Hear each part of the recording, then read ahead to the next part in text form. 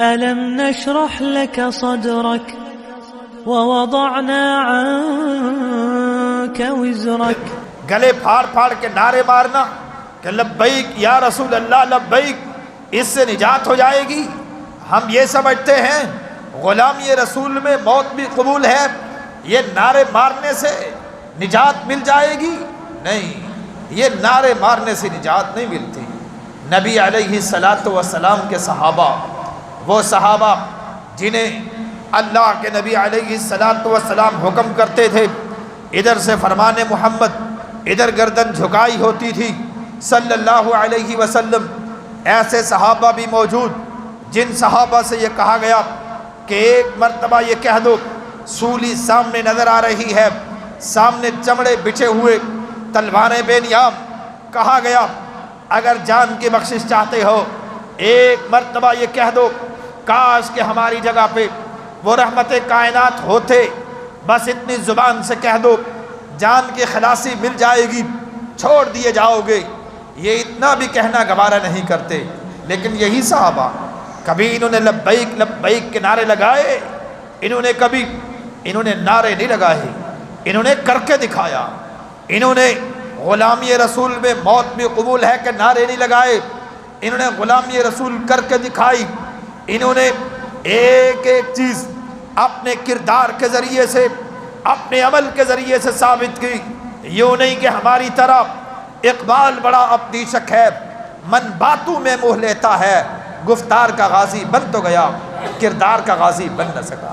یہ کیا بات ہے کہ گفتار محض صرف نعرے بازیاں، محض محافل میلاد، محض سیرت النبی کے نام پہ بھنگڑے، محض نام محمد کی کمائی، محض نعت گوئی، محض یہ زبانی جمع خرچیاں نہیں. اللہ یہ نہیں چاہتا. اللہ یہ چاہتے ہیں لقد کان لکم فی رسول اللہ اسوۃ حسنہ، لوگو ہم نے تمہاری طرف اپنے نبی کو بھیجا ہے. وما ارسلناک الا کافۃ للناس بشیرا ونذیرا وداعیا الی اللہ باذنہ وسراجا منیرا. لوگو دین پہ چلنے کے لیے دو ہی وجوہات ہوتی ہیں، یا جہنم سے ڈرنا یا جنت کی طمع. آج یہ اعلان کیا جا رہا ہے وما ارسلناک الا کافۃ للناس بشیرا ونذیرا. آج کے بعد اگر فضیلت بھی لینی ہے تو نبی کائنات سے، اگر کوئی ڈرنے کی بات بھی لینی ہے تو انہوں سے بشیرن بھی محمد الرسول اللہ کافی، نذیرن بھی محمد الرسول اللہ کافی. آج لوگ دعوت کا پیغام لے کے نکلتے ہیں. کہا ایک نماز چھوڑنے سے اتنے کروڑ سال جہنم میں جلنا پڑے گا. ایک نماز کوئی بندہ چھوڑ دے گا، اتنے کروڑ، اتنے لاکھ، اتنے ہزار، اتنے سال جہنم میں جلنا پڑے گا. اور ہم نے کہا کوئی حدیث، کوئی اللہ کے نبی کی بات، اللہ کے نبی کا کوئی فرمان کہیں ہے کہ ایک نماز چھوڑنے سے کوئی بندہ اتنی کروڑ سال جہنم میں چلا جائے؟ کہا یہ لوگوں کو ڈرانے کے لیے اپنی طرف سے باتیں گھڑنا جائز ہوتی ہیں. کہتے ہیں نا مولوی کہ لوگوں کو ڈرانے کے لیے گھڑی ہوئی باتیں کرنا جائز ہوتی ہیں. ہم نے کہا تم نے تو سیرت کو پھر سمجھا ہی نہیں ہے. اللہ یہ کہتے ہیں وما ارسلناک الا کافۃ للناس. لوگوں جب ہم نے اپنے نبی کو بھیج دیا، اب ڈرانے کے لیے کسی ملا کی باتوں کی ضرورت نہیں، اب ڈرانے کے لیے کسی مولوی کے فتووں کی ضرورت نہیں. جو رب کے اس قرآن سے نہیں ڈرتا، کہ جب نبی کے فرمان سے جو نہیں ڈرتا، کہ نبی رحمت نے کہہ دیا علیہ السلام بین العبد و بین الکفر ترک الصلاۃ. جو نماز پڑھتا ہے مومن کے درمیان اور کافر کے درمیان فرق کرنے والی چیز نماز ہے. جس نے اس حدیث سے بھی جو نہیں ڈرتا، پھر مولویوں کے فتووں سے وہ کہاں ڈرے گا؟ تم یہ سمجھتے ہو کہ شاید یہ اعداد و شمار کی جادوگریاں، اس سے تم لوگوں کو ڈرا لو گے؟ لوگوں پھر تم نے دین کو سمجھا نہیں ہے. کہا اتنا جنت ایسی ہے اس میں ایک مالٹا یا ایک پھل اس کا مسافت اتنی لمبی ہے کہ اتنا عرصہ تک کوئی بندہ گھوڑا دوڑاتا رہے، اس کا مالٹے کے ایک چھلکے کا اس کی مسافت وہ پوری نہ کر سکے۔ ہم نے کہا یہ کس حدیث سے پڑھا، یہ کہاں پڑھا، جنت کا یہ تذکرہ کہاں تم نے سنا؟ کہا لوگوں کو خوش کرنے کے لیے اپنی طرف سے باتیں بھی کی جا سکتی ہیں۔ ہم نے کہا قرآن تو یہ کہتا ہے وَمَا أَرْسَلْنَاكَ إِلَّا كَافَّةً لِلنَّاسِ بَشِيرًا وَنَذِيرًا وَدَاعِيًا إِلَى اللَّهِ، لوگوں اللہ کی طرف دعوت دینے کے لیے، ڈرانے کے لیے، خوشخبریاں دینے کے لیے ہم نے اپنے نبی کو کافی بنا دیا ہے۔ پھر تم نے اس کو کافی نہ سمجھا؟ تم نے اپنے نبی کی اس بات کو کہ جب وہ نبی یہ کہہ کے گئے لوگوں جنت ایسی ہے کہ ما خطر علی قلب بشر، کہ جس کا تم تصور ہی نہیں کر سکتے، کہ کوئی انسان اس کو تصور ہی نہیں کر سکتا، جس کا دل یہ بات سن کے بھی نہیں للچاتا، وہ مولویوں کی باتوں سے کیسے للچائے گا؟ اس کو مولویوں کی باتیں کیسے اثر کریں گی؟ باہر کے سیرت کا یہ اہم ترین باب کہ لوگو الیوم اکملت لکم دینکم واتممت علیکم نعمتی ورضیت لکم الاسلام دینا۔ لوگو نبی رحمت تو وہ ہیں جن کے آنے کے بعد کائنات میں کسی کی ضرورت باقی بچی ہی نہیں ہے۔ اب کوئی مرشد اللہ کے نبی کو اپنا مرشد بھی مانتے ہو، پھر یہ بھی کہتے ہو کہ میرا سلسلہ تصوف پیر عبد القادر جیلانی کی طرف ہے، اللہ کے نبی کو مرشد بھی مانتے ہو، پھر یہ کہتے ہو میں نقش بندی ہوں، اللہ کے نبی کو اپنا مرشد بھی مانتے ہو، پھر یہ کہتے ہو میں سہروردی ہوں، اللہ کے نبی کو اپنا مرشد بھی مانتے ہو، پھر یہ کہتے ہو میں قادری ہوں، اور ہم نے تو سیرت مصطفی سے یہ سبق لیا ہے۔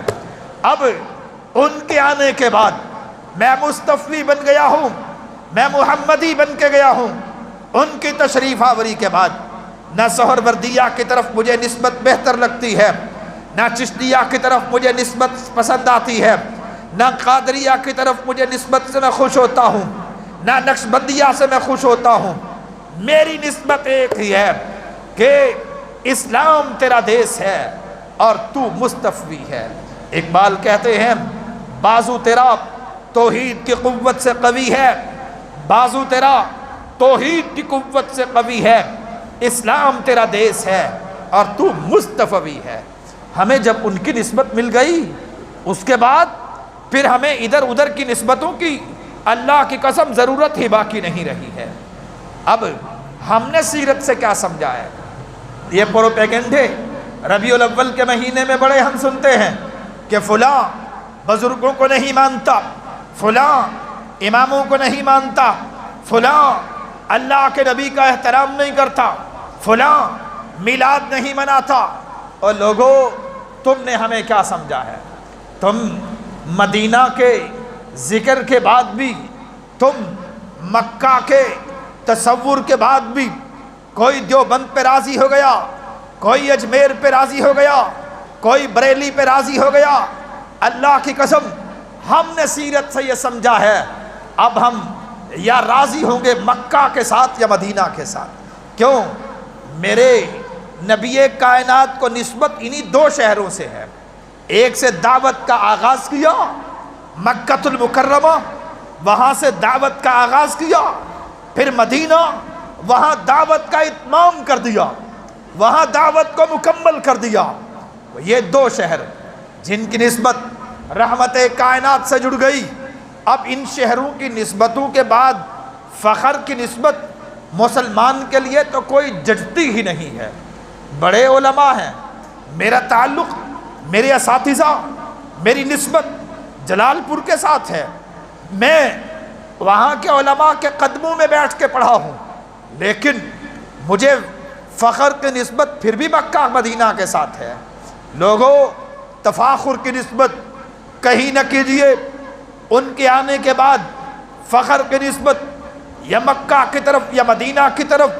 لوگوں سیرت کا تقاضا یہ ہے کہ ان کے آنے کے بعد مرشدی کی نسبت، پیری کی نسبت کسی کی طرف نہ کیجئے۔ ان کے آنے کے بعد اب رہبر و رہنما صرف مصطفیٰ ہی ہیں. اب ہمیں رہبری کے لیے، اب ہمیں رہنمائی کے لیے علماء راستہ تو دکھا سکتے ہیں، لیکن اب ان کے آنے کے بعد ہمیں کسی کی طرف نسبت کر لیں، ہمارے لیے یہ جائز ہی نہیں ہے. اللہ کے نبی علیہ السلام ایک مرتبہ میدان جہاد میں ہیں، مسلمان جنگ کر رہے ہیں، میدان قتال برپا ہے. ایک صحابی نے ایک کافر کو نیزہ مارا، اس کے اوپر وار کیا اور زبان سے کہا انا ابن الفارسی، کہ میں فارسی زبان ہوں. کیونکہ میدان جنگ میں بولنا، میدان جنگ میں بول کے وار کرنا یہ بھی سنت مصطفی ہے. یہ بھی کافر کے سامنے بول کے وار کرنا، کیونکہ تلوار اتنا اثر نہیں کرتی جتنا انسان کی زبان کا وار ہوتا ہے. یہ بولنا یہ بھی نبی کائنات کی سنت ہے. ایک صحابی نے تلوار کا وار کیا یا نیزے کا وار کیا اور کہا انا ابن الفارسی، میں فارسی زبان ہوں. یہ زبان سے یہ کلمات بھی کہے. رحمت کائنات اس صحابی کو دیکھ کے خوش ہو رہے تھے. فوراً آپ کا چہرہ متغیر ہوا. یہ صحابی آپ کی خدمت میں حاضر ہوا. امام یہ صاحب مشکات نے باب المفاخرۃ والعصبیہ میں اس حدیث کو ذکر کیا.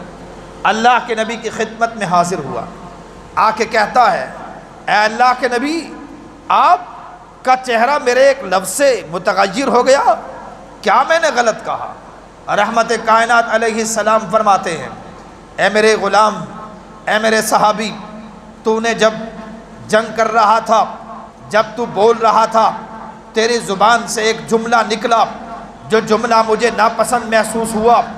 تو نے کہا انا ابن الفارسی. تو نے یہ کیوں نہیں کہا انا ابن الانصاری؟ انصار کی نسبت اسلام کی نسبت ہے، انصار کی نسبت دین کی نسبت ہے، انصار کی نسبت اللہ کے نبی کی عطا کردہ نسبت ہے. انصار والا تعارف رحمت کائنات کی طرف سے عنایت کردہ تعارف تھا. تو جب یہ تو نے کہا انا ابن الفارسی، مجھے تیری یہ بات اچھی نہ لگی، اس لیے کہ تو نے اپنی اس نسبت کو چھوڑ کے جو نسبت اسلام والی نسبت ہے، اپنی اس نسبت کو چھوڑ کر جو نسبت تمہیں میں نے عنایت کی، اس نسبت کو چھوڑ کے تو نے اپنی نسبت فارس کی طرف کی، اپنے علاقے کی طرف کی، اپنے شہر کی طرف نسبت کر کے تو نے فخر کا اظہار کیا. مجھے یہی بات ناپسند محسوس ہوئی ہے.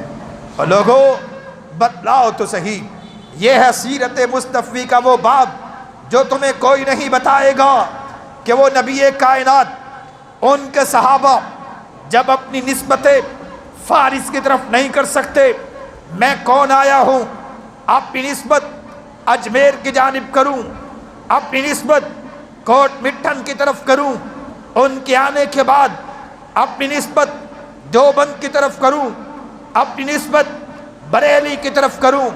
یہ تو پھر ہم نے سیرت کو کچھ سمجھا ہی نہیں ہے.